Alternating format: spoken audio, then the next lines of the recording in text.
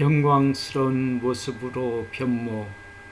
사선 제2주일에는 마르코 복음서 9장 2절에서 10절까지 읽고 묵상하고 나누고자 합니다. 복음서의 내용은 예수님께서 세 제자를 따로 데리고 높은 산에 오르셨고 산 위에서 그들 앞에서 모습이 변하셨고 엘리야와 모세와 함께 이야기를 나누는 모습을 보고 베드로가 초막을 지어 드리겠다고 하였고 구름 속에서 이는 내가 사랑하는 아들이니 너희는 그의 말을 들어라 하는 소리가 들렸다는 이야기입니다. 마르코는 복음서에서 예수님께서 세 제자들만 따로 데리고 높은 산에 오르셨다고 했는데 어떤 분들은 제자들 중 3명을 뽑아서 예수님의 영광스러운 모습을 보여주신 것을 보고 좋겠네 하실 분도 계시지만 성경 그리스 원문에는 세 제자들 앞에 정관사가 붙어 있어 원문의 내용을 더 잘 번역하면 그 베드로, 그 야고보, 그 요한입니다. 마르코는 엿새 전의 사건을 연결하는데 날짜만 언급했지만 더 적나라하게 번역하고 상황을 설명드리자면 엿새 전 예수님께서 순환과 부활을 처음으로 예고하실 때 베드로가 예수님을 꼭 붙들고 반박하기 시작했다. 8장 32절. 그러자 예수님께서 돌아서서 제자들을 보신 다음 베드로에게 사탄아 내게서 물러가라. 너는 하느님의 일은 생각하지 않고 사람의 일만 생각하는구나. 33절 하며 꾸짖으신 사건입니다. 적나라한 설명은 예수님께서 엿새 전에 처음으로 제자들에게 순환과 부활을 예고하실 때 펄쩍 뛰던 그놈 베드로와 함께 더 펄쩍 뛰던 그놈 야고보와 그 동생놈인 요한이라고 설명드리면 쉽게 이해하실 것이고 그 세 놈을 오늘날 편으로 말씀드리자면 예수님께서 옥상으로 불러 정신 차리도록 조초하신 것입니다. 마르코는 자신의 복음서에서 야고보와 요한이 예수님께 직접 청탁한 것을 10장 30절에서 다루고 있습니다. 스승님께서 영광을 받으실 때 저희를 하나는 스승의 오른쪽에 하나는 왼쪽에 앉게 해주십시오. 마테오는 그놈 야고보와 그놈 요한이 청탁한 것을 어머니를 통해서 했다 19장 21절이라고 합니다. 제베도의 아내이며 야고보와 요한의 어머니는 예수님께서 전도 여행 중에 따라다니며 시증들던 여인들 중 하나이며 예수님께서 십자가에서 돌아가실 때 멀리서 지켜본 여인들 중 한 명이라고 마테오는 기록으로 남겼습니다. 27장 56절. 두 아들은 출세에 눈이 멀어 예수님을 제대로 알아보지 못했지만 어머니께서는 예수님을 따르며 시중들면서 고난 받으실 것과 하느님의 아들이심을 아신 것입니다.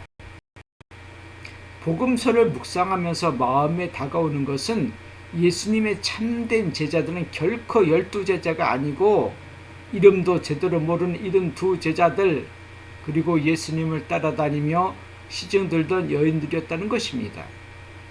제베데의 어머니가 예수님을 뵙고 청탁할 때 엎드려 절하였다 20장 20절라고 합니다. 복음서 어느 곳을 읽더라도 12제자들이 예수님 앞에 엎드려 절하였다라고 하지 않았습니다. 앞서 말씀드린 바 땅에 엎드려 절을 하는 행위는 유다 사이에서 하느님께 드리는 경신 행위라 말씀드렸는데 12제자들이 땅에 엎드려 평소 예수님께 절을 하지 않았다는 것은 예수님을 하느님이라 생각하지 않는 반증인 것입니다. 불자들은 법당에서 부처님께 절을 하고 유대인들은 사당에서 공자님께 절을 하고 이슬람들은 사원에서 하루에도 메카를 향하여 절을 합니다. 교회는 건물인가 아닌가? 건물이면 예배당인가 성당인가? 예배당은 말 그대로 제당과 제기 안에 제물을 넣고 절을 하는 뜻인데 글자는 예배당이라 하고 여러 가지 이유로 그 안에서 절을 하지 않습니다. 그리스 로마 신전 성당은 건물인데 그 안에 제우스 신이던 하느님을 모셨다 하지만 오늘날 성당에서 성령의 움직임을 제대로 감지하지 못합니다. 오늘 복음서에서 예수님께서 세 제자들 앞에서 거룩하게 변화하시고 모세와 엘리야와 이야기를 나누시고 구름 속에서 하나님의 음성을 제자들이 들으면 뭐합니까? 얼마 전 우리 곁을 떠난 백견 선생을 두고 어떤 사람이 이렇게 말하다군요. 사상이나 이념을 이론화하는 사람들은 변절하고 그 사상에서 떠나지만 사상이나 이념을 삶 속에서 구현해 사는 사람들은 변절하지도 않고 떠나지도 않는다. 오늘날 교회의 유기는 예수님의 가르침을 이론화하고 매일 삶 속에서 그렇게 살지 않은 것이고, 사회의 유기는 우리 사회의 뿌리가 되는 사상이 없거나 모르니 제멋대로 자기 멋으로 사는 것입니다.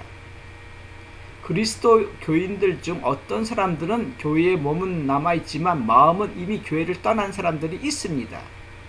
예수님을 바라보지 않고 엉뚱한 것을 바라봅니다. 제2차 바티칸 공의에서 익명의 크리스찬 말을 사용하였습니다. 이 말은 예수의 신학자 칼런의 학설인데, 그는 이 학설로 교회의 범위와 그리스도 교인들의 범위를 확장시켰습니다. 영성가들은 삶 속에서 자신이 크리스찬임을 드러내지 마십시오. 자신을 사람들 앞에서 작게 만드십시오. 삶 속에서 크리스찬이라고 살면 하나님께서 사람들 앞에서 드러나게 해주시고 크게 만들어 주십니다. 오늘 복음에서 예수님께서 모습을 변화하시니 마르코는 그분의 옷은 이 세상 어떤 마전장이도 그렇게 하얗게 할 수 없을 만큼 새하얗게 빛났다. 3절. 마전장이는 유다사에서 옷을 빠는 사람인데 모든 옷들을 새하얗게 만드는 것은 아닙니다. 사람들 마음에는 하얀색과 빛나는 색을 결불시키는 사람들이 있습니다. 검은색을 깨끗하게 빨아도 빛이 납니다.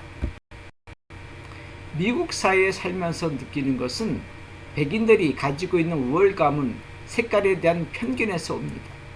미국이 어느 국가들보다도 그리스도교 영향이 깊고 강하게 받았는데 유색 인종에 대한 편견이 어디에서 오는 것일까요? 하얀 것은 깨끗하고 빛나고 우월하다는 색깔 편견이 마음속에 자리 잡고 있지 않기를 바랍니다. 오늘 복음서를 묵상하면서 나누고 싶은 기쁜 소식은 예수님의 옷을 하나님 아버지께서 빛나게 해주셨듯이 예수님 옆에 서 있는 우리 모두를, 그리고 입고 있는 옷들을 빛나게 해주시기를 땅에 엎드려 절을 하면서 청합니다. 사순 시기에 예수님께서 받으신 고난과 죽음을 피하지 않고 예수님과 함께 하도록 청합니다. 예수님께서는 이런 청을 하는 우리 모두를 영광스럽게 변묘시켜 주실 겁니다. 당신 자신을 낮추시어 종의 모습으로 오셨다는 말씀, 오늘 복음서에서 생략된 말씀, 엘리야가 성경에 기록된 대로 그가 이미 왔지만 사람들은 그를 제멋대로 다루었다. 9장 13절. 오늘 복음서에서 이 말씀이 더 들어있었다면 전체적으로 예수님의 말씀이 더 잘 전달되었겠지만 고맙습니다.